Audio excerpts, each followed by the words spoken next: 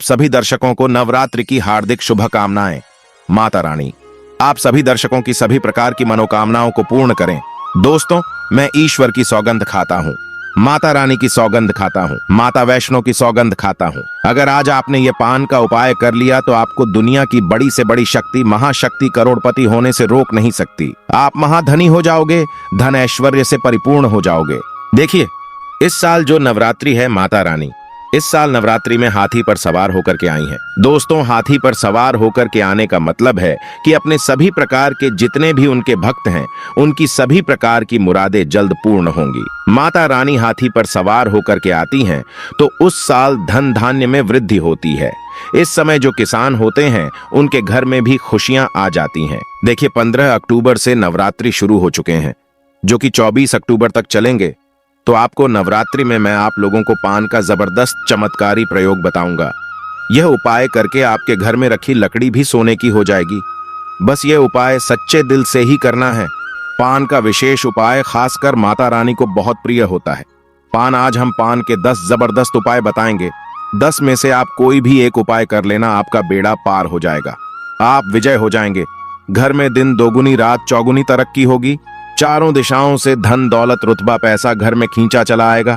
एक एक करके हम सभी उपाय बताएंगे। वीडियो में अंत तक बने रहना। जो पान है, जिसे हम तांबुल बोलते हैं, इसके अंदर में अनगिनत चमत्कारी शक्तियां पाई जाती हैं। आप में से बहुत सारे लोग कमेंट करके लंबे समय से पूछ रहे थे कि गुरुजी, सिद्धि प्राप्त करने वाला कोई उपाय बता दीजिए, मनोकामना पूर्ति करने वाला कोई टोटका बता दीजिए, तथा सरकारी नौकरी दुश्मन पर विजय प्राप्त ग्रह दोष दूर करने के लिए उपाय बता दीजिए।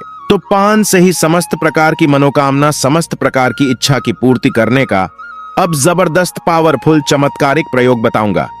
आप सभी दर्शकों को जरूर पता होगा, भोग लगाने के बाद देवी देवताओं को हम पान, इलायची और लौंग डाल करके जरूर अर्पित करते हैं। पान क्यों चढ़ाते हैं?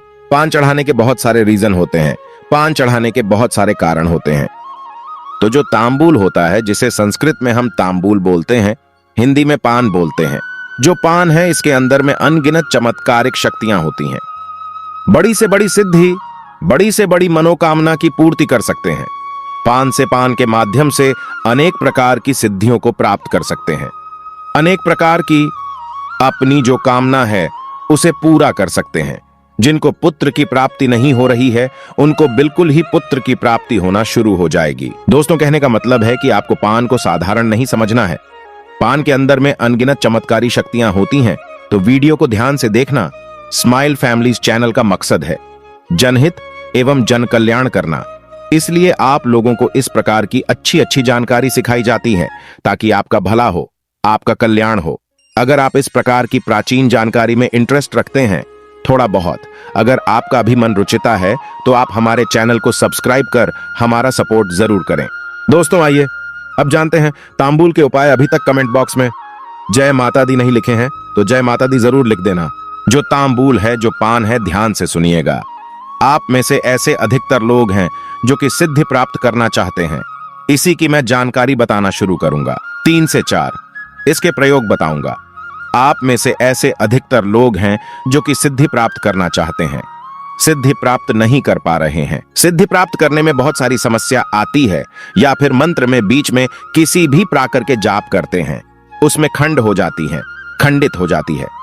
आप चाहते हैं कि आपको मंत्र कम जपना पड़े और आपको सिद्धि की प्राप्ति हो जाए, तो गुरु परंपरा से चले आ रहे पान का एक गुप्त प्रयोग बता रहा हूं। यह प्रयोग आपको किसी दूसरे को बताना नहीं है, बस अपने तक सीमित रखना है। इस प्रकार की जो अमूल्य जानकारी होती है, यह अपने तक सीमित रखनी चाहिए। लेकिन मैं आप लोगों को, क्योंकि आप में से अधिकतर लोग मुझे गुरु मानते हैं, इसलिए मैं आप लोगों को इस प्रकार की जानकारी बता रहा हूं। तो साथ में स्वच्छ आपको एक पान का पत्ता लेना है, और पान के पत्ते में जो पान के पत्ते का निचला हिस्सा होता है, उसमें आपको शहद लगाना है। पान के पत्ते को पहले सर्वप्रथम तो आपको धो लेना है साफ पानी से। फिर जो निचला हिस्सा होता है, उसमें आपको शहद लगाना है, शहद चुपड़ना है। दोस्तों, उसके बाद जो भी आप मंत्र सिद्ध कर रहे हैं, आप चाहते हैं वो मंत्र तत्काल सिद्ध हो जाए, जल्दी से सिद्ध हो जाए और मंत्र रिजल्ट देना शुरू कर दे, तो नवरात्रि के 9 दिन तक इस प्रकार के पान के पत्ते नव दुर्गा माता को चढ़ाना है। क्योंकि नव दुर्गा माता को शक्ति कहा जाता है, सिद्धिदात्री कहा जाता है। इनकी सिद्धि के बिना कोई भी देवी देवता उस मंत्र को सिद्ध नहीं कर पाएंगे। वो स्वयं सिद्धिदात्री हैं, सभी प्रकार की हमें सिद्धि, सभी प्रकार के हमें भोग प्रदान करती हैं। बस जो भी मंत्र आप जप रहे हैं वो मंत्र आपको जपना है और माता रानी को एक आपको शहद लगा हुआ पान भेंट कर देना है। 9 दिन में देखना वह मंत्र सिद्ध हो जाएगा। वैसे तो 3 दिनों में ये उपाय करने के बाद मंत्र सिद्ध हो जाते हैं, लेकिन फिर भी आपको तीव्र इसके प्रभाव चाहिए तो 9 दिनों तक आपको ये उपाय अवश्य करना है। जो भी मंत्र जाप करते हैं उसे जप की सिद्धि के लिए अब जैसे नमाड़ मंत्र हो जाते हैं, भगवान शंकर जी के पंचाक्षरी मंत्र हो जाते हैं, भगवान कृष्ण के भी कहे जाएं तो मंत्र हो जाते हैं, भगवान राम का भी मंत्र हो जाता है। जो मंत्र सिद्ध करना चाहते हैं साबर मंत्र आ जाते हैं। साबर मंत्र सिद्ध करना चाहते हैं तो ये उपाय अवश्य करिएगा, तीव्र रूप से ये अपना रिजल्ट देते हैं। दोस्तों चलिए मैं आप लोगों को मनोकामना पूर्ति करने वाला जबरदस्त पान के माध्यम से गुप्त प्रयोग बता रहा हूं। सर्वप्रथम आपको पान के पत्ते को पीस लेना है और इसका रस आपको अच्छे से तरीके से निचोड़ लेना है, निकाल लेना है। जानकारी बताने से पहले किस प्रकार से इसका क्या करना है, अभी तक आपने वीडियो को लाइक नहीं किया है तो वीडियो को लाइक जरूर करना। कमेंट बॉक्स में अभी तक जय माता दी नहीं लिखा है तो जय माता दी जरूर लिखना। तो पत्ते के पत्ते का आपको रस निकाल लेना है और इसके रस से भोजपत्र में आपको मनोकामना लिखना है। एक कोई भी आपको मनोकामना लिखना है और इसे आपको नवरात्रि में माता रानी को चढ़ा देना है। मात्र 1 महीने के भीतर में आपकी वह मनोकामना पूर्ण हो जाएगी। जबरदस्त ये पावरफुल प्रयोग है, क्योंकि पान को साधारण मत समझना। इसके बारे में कभी मैं आप लोगों को विस्तार से बताऊंगा कि पान की जड़ में कौन सी शक्ति समाहित होती है, पान को देवी स्वरूप क्यों कहा गया है। इसके बाद मैं आप लोगों को इसका तीसरा प्रयोग बता रहा हूं। तो आप में से अधिकतर लोग हैं जो कमेंट करते हैं कि गुरुजी हमारे घर में लड़की है, हमें पुत्र चाहिए, इसके लिए हम क्या करें। तो पान में गुड़ डाल करके, ध्यान से सुनिए, पान के पत्ते में गुड़ डाल करके गौ माता को खिला देने से संतान की प्राप्ति होती है, यानी कि आपको पुत्र की प्राप्ति होगी। पुत्र की प्राप्ति के लिए अगर आप ये उपाय करते हैं तो 100% वो फायदा आपको देगा, आपको पुत्र की प्राप्ति होगी। दोस्तों आप में से बहुत सारे लोग बोलते हैं कि गुरुजी हमें आकस्मिक धन चाहिए। आकस्मिक धन क्या होता है? जैसे कि गिरा हुआ धन प्राप्त होना, अचानक से लॉटरी लगना, तो उसे हम आकस्मिक धन कहते हैं। तो माता रानी को क्या चढ़ाएं? तो पान के पत्ते में शक्कर डाल करके, ध्यान से सुनिएगा, पान के पत्ते में शक्कर डाल करके अगर नवरात्रि के किसी भी दिन नवदुर्गा माता को भोग स्वरूप आप भेंट कर देते हैं, चढ़ा देते हैं, तो इस उपाय से हमारे धर्मशास्त्र भी कहते हैं, इस उपाय से बिल्कुल ही आकस्मिक धन की प्राप्ति होती है। वह धन आपको किसी न किसी माध्यम से मिलेगा। वो आपके कर्म पर भी निर्भर करता है। अगर आपके कर्म अच्छे हैं तो आपको ज्यादा रकम भी मिल सकती है। मैं आपको पान का अंतिम प्रयोग बता रहा हूं। आप में से ऐसे लोग हैं बहुत बार बार हमें बोलते हैं, गुरुजी हमारे जो घर हैं भारी भारीपन लगता है, हमारे घर में बहुत बड़ा तंत्र विकार कर दिया है, तंत्र बाधा कर दिया है, ऐसा हमें प्रतीत होता है। तो इससे बचने के लिए नवरात्रि में कोई उपाय बताना है। इस प्रकार से आप लोगों के बहुत सारे कमेंट आए थे, हमने रीड करके देखा है। तो आपको पान में, कितने पान में आपको एक बताशा डालना है, ध्यान से सुनिएगा, पान में आपको एक बताशा डालना है और एक में माता रानी का बीज मंत्र बता रहा हूं। ये बीज मंत्र बोलते हुए पान में आप बताशा डालेंगे और इसे आपको आग में जला देना है या गोबर के कंडे की आग भी बना सकते हैं। दोस्तों हली हली, ये आपको कितने हली, आपको 21 बार बोलना है, हिलिम नहीं, ये आपको हिली बोल करके इसे आग में जला देना है।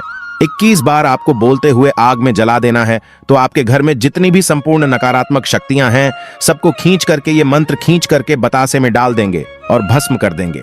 दोस्तों आपके घर का वातावरण शुद्ध हो जाएगा, आपका घर पवित्र हो जाएगा। जितने भी शत्रु ने तंत्र क्रिया किया है वो शत्रु पर ही वापस पलट जाएंगे। जबरदस्त है, पावरफुल प्रयोग है ना।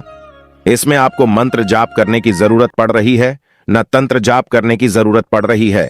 साधारण सा उपाय है पान का। दोस्तों अब जानते हैं महाविशेष उपाय। मैं माता रानी की सौगंध खाता हूं, अगर आपने पान का यह उपाय कर लिया तो आपको विजय होने से, धनवान होने से, करोड़पति होने से दुनिया की कोई भी शक्ति रोक नहीं पाएगी। स्वयं जगदम्बा माता रानी, जगत मां आपको धन धान्य से मालामाल कर देंगी। बस कर लेना पान का यह उपाय। देखिए सबसे पहले तो आपको माता रानी के लिए 9 पान लेना है और इन 9 पान को संपूर्ण तरीके से माता रानी के लिए सभी सामग्री डालकर पान बना लेना है, बीड़ा बना लेना है। आप चाहें तो बाजार से रेडीमेड भी पान ला सकते हैं, लेकिन आपको 9 पान सभी सामग्री सहित पंसारी की दुकान से ले आना है, पान को बनवा लेना है। और हाँ, हर एक पान में लौंग और एक एक इलायची जरूर डाल देना।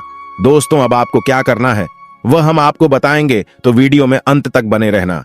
देखिए, अब जो अपने 9 पान लिए हैं, इन्हें आपको नीम के वृक्ष के नीचे में वहां पर आपको रख आना है। माता रानी को अर्पित कर देना है, माता वैष्णो को अर्पित कर देना है। पान अर्पित करते समय मां का जयकारा अवश्य लगाएं। मन में बोले अपनी सभी इच्छाएं और 108 बार यह मंत्र जरूर बोलें, ओम ह्रीम क्लीं चामुंडाय विच्चय। यह मंत्र आपको हर हाल में बोलना है, नहीं तो जो आपने पान अर्पित किए हैं उसका फल व्यर्थ चला जाएगा। मैं माता वैष्णो की सौगंध खाता हूं, आप विशेष तौर से महाधनी हो जाओगे। कंगाल व्यक्ति भी करोड़पति हो जाता है। दोस्तों, खासकर नवरात्रों में माता नवदुर्गा की शक्ति नियम के वृक्ष में आ जाती है। माता दुर्गा मां जगदम्बा काली माता की समस्त शक्ति नियम वृक्ष में होती है और 9 देवियां नियम के वृक्ष में अपना अस्थायी निवास बना लेती हैं। खासकर नियम के नीचे माता नवदुर्गा का वास होता है। इस समय जितना ज्यादा हो सके नियम वृक्ष की सेवा करें। नियम के वृक्ष में स्वयं शक्ति स्वरूपा देवी महाकाली का वास होता है, माता वैष्णो का वास होता है, शक्तियों का वास होता है, ब्रह्म का वास होता है। दोस्तों, यह उपाय करके आज हम भी महाधनी हो गए हैं। हमारे घर में धन दौलत की कोई भी कमी नहीं है। आज मेरे पास भी गाड़ी, बंगला, बैंक बैलेंस सब कुछ है। मात्र यह उपाय करने से कोई भी गरीब नहीं रहता, बस मन में सच्ची श्रद्धा होना चाहिए। दोस्तों, एक और पान का उपाय बता रहा हूं।